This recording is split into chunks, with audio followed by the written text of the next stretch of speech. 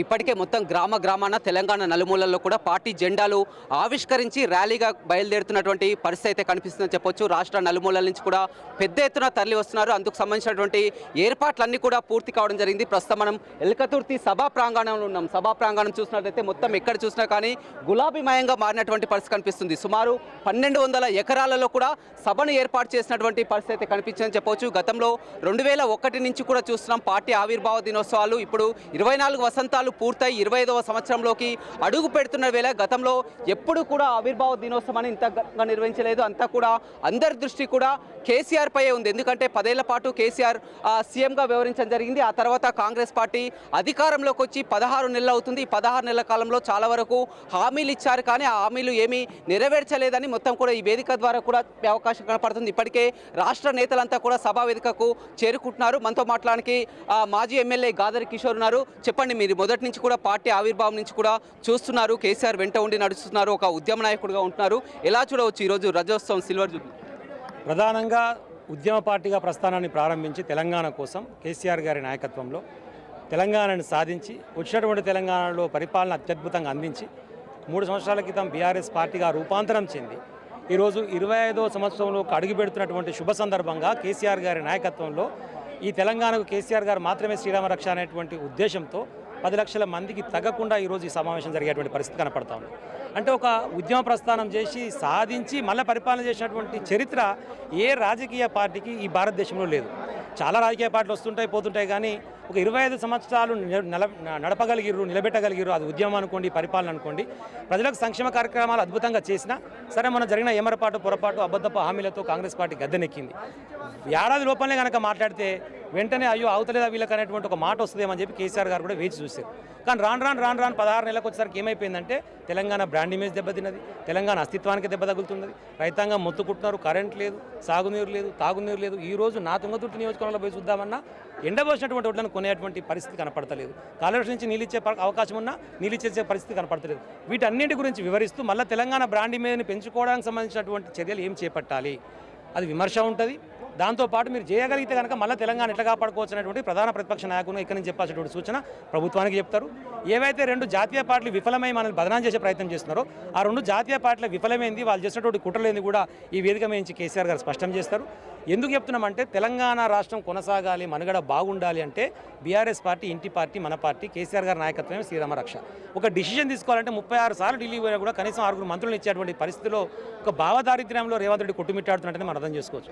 అట్లా కాకుండా ఢిల్లీకి గులాములిక కాకుండా గులాబీ దళపతిలాగా ఉన్నటువంటి నాయకుని మొదలు పెట్టుకుంటే జనం గుండెలను అర్థం చేసుకొని కావాల్సినటువంటి కార్యక్రమాలను తీసుకుపోగలుగుతారు. కాబట్టే 25 సంవత్సరాల ప్రస్థానము, ప్రభుత్వ వైఫల్యము, 2 పార్టీలు చేసినటువంటి కుట్రలు తిరిగి మనం పుంజుకొని ఏ విధంగా మన యొక్క కార్యకర్తలను సమిష్టిగా ముందుకు తీసుకుపోయి గ్రామ శాఖలు, మండల శాఖలు, జిల్లా శాఖలు, రాష్ట్ర శాఖ చేసుకొని మళ్ళీ కేసీఆర్ గారు అధ్యక్ష ఎన్నిక చేసుకొని ఏ ఎన్నిక వచ్చినా ఏ సందర్భం వచ్చినా కారు గుర్తు మీద ఓటేసుకొని గెలిపించుకొని తిరిగి కేసీఆర్ గారిని ముఖ్యమంత్రిని చేయడం కోసమే తొలి ప్రస్థానంగా తొలి అడుగుగా ఈ సమావేశం ఉండబోతాం. ఏమరపాటు పొరపాటు అన్నారు మీరు ఇందాక. 10 ఏళ్ల పాటు అధికారంలో ఉంది, ఏం జరిగింది? ఎందుకంటే ఆ పార్టీ అధికారం కోల్పోయింది, ఆ తర్వాత మళ్ళీ ఎంపీ ఎన్నికలు చూడడం జరిగింది. ఎంపీ ఎన్నికల్లో కూడా 1 సీటు కూడా సాధించినటువంటి ఏంటి ఈ పొరపాటు అంటే ఏమంటారు?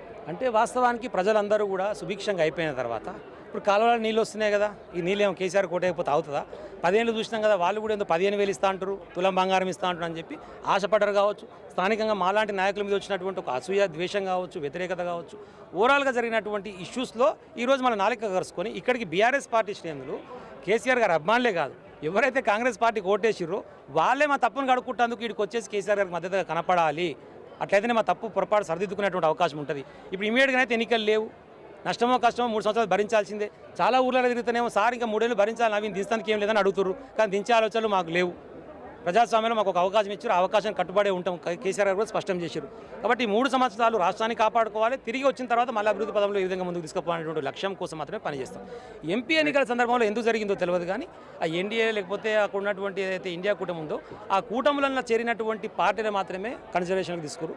అందులో లేనటువంటి వాళ్ళు ఎవరైనా సరే, అటు మమతా బెనర్జీ లేకపోతే ఇక్కడ ఉన్నటువంటి మాయావతి గారా లేకపోతే అకాలీదళ పార్టీ, ఒక దగ్గర కమ్యూనిస్టు చేరింది, ఒక దగ్గర చేరలేదు, చేరిన కాడ రిజల్ట్ వచ్చింది, చేరిన కాడ రాలేదు.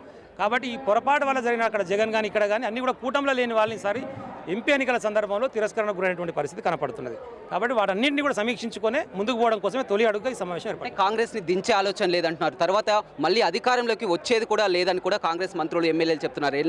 ప్లీనరీలు పెట్టుకున్న ఇలాంటి సభలు పెట్టుకున్న మళ్ళీ బీఆర్ఎస్ అధికారంలోకి రావడం కళ అని కూడా చెప్తున్నటువంటి పరిస్థితి. కాంగ్రెస్ వాడు కాదు కదా చేయాల్సింది, కళ అనేది ప్రజలు కదా డిసైడ్ చేయాల్సింది. అసలు వాడు అధికారంలోకి వస్తా అనుకున్నామన్నా, ఏదో కిస్మత్ అట్లా కలిసి వచ్చింది, ఏదో బయటపడరు. కానీ ఒక్కరైనా సరే వాళ్ళ ముఖాలు చూసి పోయి వచ్చి కూర్చున్న తర్వాత రిజల్ట్ వస్తే కూడా గెలుస్తున్న విశ్వాసం ఎవరికి లేకుండా. అల్టిమేట్గా ప్రజాస్వామ్యం ప్రజలు కదా డిసైడ్ చేయాల్సింది. వాళ్ళకి అంత భయం ఉంటే మరి ఇప్పుడు సభ ఎందుకు పెడుతురు? మేము అధికారంలోకి రాం కదా, మరి కేసీఆర్ బయటకు ఎడుతున్నాం కానీ ఎందుకు భయం అవుతుంది మీకు? దేని గురించి భయపడుతున్నారు మరి? అంటే కేసీఆర్ గారికి ఆదరణ ఉందనే కదా, బీఆర్ఎస్ పార్టీకి ఆదరణ ఉందనే కదా. మీ తప్పులను ఎండగట్టేటువంటి శక్తి సామర్థ్యం కేసీఆర్ గారికి ఉంటుంది, తిరిగి పుంజుకోగలుగుతాడు. మళ్ళీ అధికారంలోకి వస్తున్నటువంటి భయం ఉంది కాబట్టి ఇవన్నీ మాట్లాడుతారు, లేకపోతే మాట్లాడరు కదా అసలు. అంటే ఏం జరిగింది మన దక్షిణ తెలంగాణలో పూర్తిగా చూసినట్లయితే ఖమ్మం కానీ అదేవిధంగా మహబూబ్ నగర్, నల్గొండ మొత్తం 11 స్థానాలు కూడా, ఎందుకంటే చాలా వరకు చూసిన జరిగింది. మీలాంటి వాళ్ళు కూడా మొత్తం 50,000 60,000 భారీ కూడా ఓడిపోవడానికి కారణం ఏమంటే అదే చెప్తున్నాం. 10 సంవత్సరాలు చూసినాం కదా అనేటువంటిది కావచ్చు. స్థానికంగా ఒక్కొక్క నాయకుని మీద బ్యాడ్ ప్రాపగండా చేయడంలో కాంగ్రెస్ పార్టీ సక్సెస్ అయింది అనుకోవచ్చు. ఓవరాల్గా ఒక అసూయని ద్వేషాన్ని నింపిపెట్టినటువంటి పరిస్థితులు కావచ్చు. దానికి ఆ సందర్భంలో జరిగిన నెలరోజుల ప్రచారానికి ప్రజలు కూడా ఒక దిక్కు మా మీద వచ్చినటువంటిది, ఒక దిక్కేమో వాళ్ళకి పుట్టినటువంటి ఆశ కావచ్చు. ఇంకా 6 గ్యారెంటీలు ఇస్తాం, ఇది ఇస్తాం, అది ఇస్తాం, కేసీఆర్ గారు ఎట్లా ఇచ్చింది కదా, వీళ్ళు ఇంకేదో ఎక్కిస్తుంటారు కదా అనేటువంటి ఆశ కావచ్చు. దానివల్ల జరిగింది కాబట్టి ఆ పొరపాటును సవరించుకోవడం కోసమే ఇప్పుడు ప్రజలందరూ కూడా ఎదురు చూస్తున్నారు అని ఇప్పుడు తుంగతుర్తి నియోజకవర్గంలో 16 నెలల పాటు పనులు జరుగుతలేదు, అభివృద్ధి పనులు జరుగుతలేదు. ఒక్కడ జరిగితే దేనికైనా సిద్ధం, ఇటు నుంచి ఇటే పోదాం బిగ్ టీవీని పట్టుకొని ఇద్దరం. నేను శాంక్షన్ తీసుకొచ్చిన వాటికి కొబ్బరికాయ కొట్టకుండా కొత్తది ఒకటి శాంక్షన్ చేయించినా నువ్వు ఏం చెప్తే దానికి నేను సిద్ధంగా ఉన్నా. మేము కొట్టిన వాటికి 100 పడకల ఆసుపత్రి నేను హరీష్ రావు గారు తీసుకుపోయి కొబ్బరికాయ కొట్టిస్తే దాన్ని మళ్ళీ తీసుకుపోయి మళ్ళీ కొబ్బరికాయ కొడుతుంది. శంకుస్థాపన చేసిన వాడికి మళ్ళీ శంకుస్థాపన చేస్తాడు. ఆడవాడు దిక్కుమాలిన నాకు అర్థం కాదు. ఈ ముఖ్యమంత్రి అట్టనే ఉన్నాడు, మంత్రులు అట్టనే ఉన్నారు, ఎమ్మెల్యేలు అట్టనే ఉన్నారు. కొత్త శాంక్షన్స్ లేవు. చేసింది అనుకుందాం. రైతు బంధు ఇచ్చిండా, పోదామా మీ ఊరికి పోదాంపా, మునుగోలు ఏడికి పోదాం, అడిగిపోయి అడుగుదాంపా. రైతు బంధు మీ ఊరు అందరికి వచ్చిందా? 3 ఎకరాల వరకు ఇచ్చినారు. 3 ఎకరాలు కూడా 4 ఎకరాల వరకు 4 ఎకరాలకు ఇయ్యలే, 4 ఎకరాలకు కూడా ఇయ్యలే. ఎందుకంటే 2 ఎకరాల వాళ్ళు మా ఇంట్లోనే ఉన్నారు కాబట్టి చెప్తున్నా, రాలే మాకు కూడా.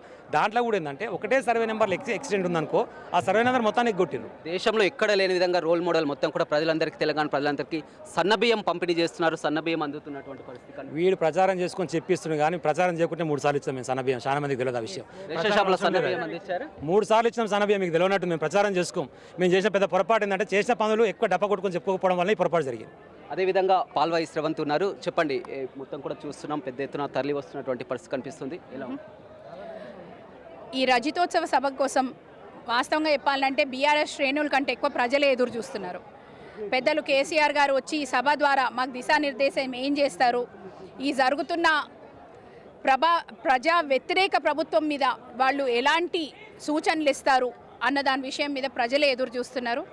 ఇది రజతోత్సవ సభ కాకుండా మళ్ళా తెలంగాణను బంగారు తెలంగాణ చేసుకోవడానికి అందరూ కలిసి కూడా మళ్ళా కంకణం కట్టుకొని ముందుకు పోవాల్సిన పరిస్థితి ఉంది. కాబట్టి పెద్దలు కేసీఆర్ గారు ఎటువంటి దిశానిర్దేశం చేస్తారన్న దానికోసం ఎదురు చూసే పరిస్థితి ఈరోజు ఉంది.